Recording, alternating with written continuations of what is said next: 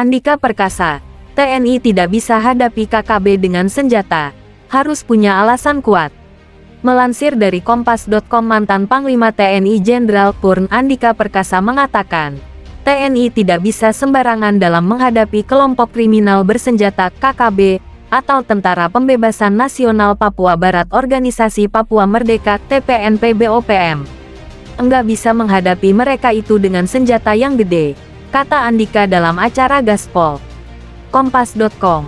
Pertama, kata Andika, KKB atau TPNP-BOPM masih termasuk warga negara Indonesia, WNI.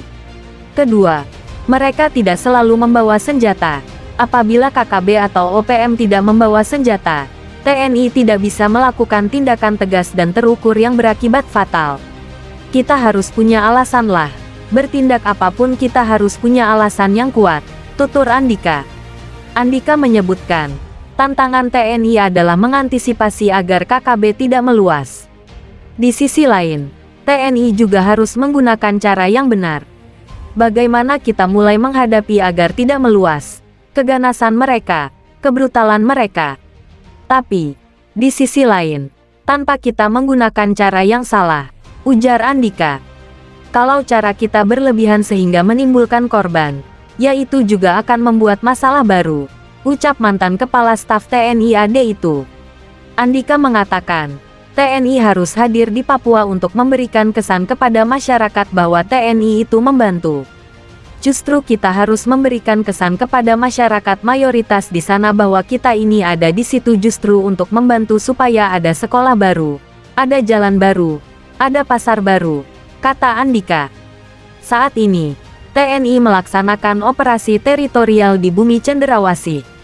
Hal itu diungkapkan Panglima TNI Laksamana Yudo Margono setelah acara serah terima jabatan Panglima TNI di Mabes TNI, Cilangkap, Jakarta Timur, pada tanggal 20 Desember tahun 2022.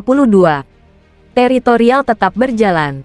Tetap kami laksanakan sesuai dengan aparat teritorial di sana, seperti Kodim, Korem, Koramil, dengan kekuatan yang ada.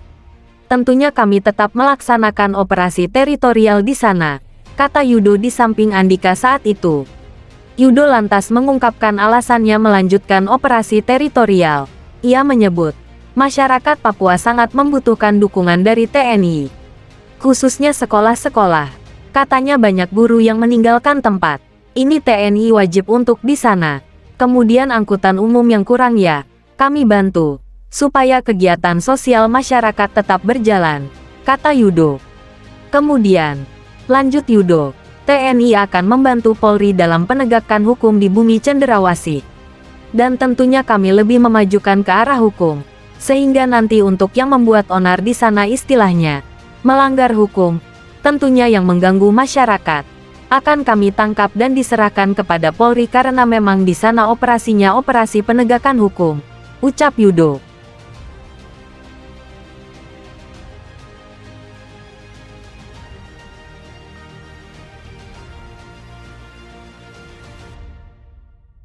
Jadi korban kelima dari kebiadaban KKB, evakuasi Pratu F mencekam.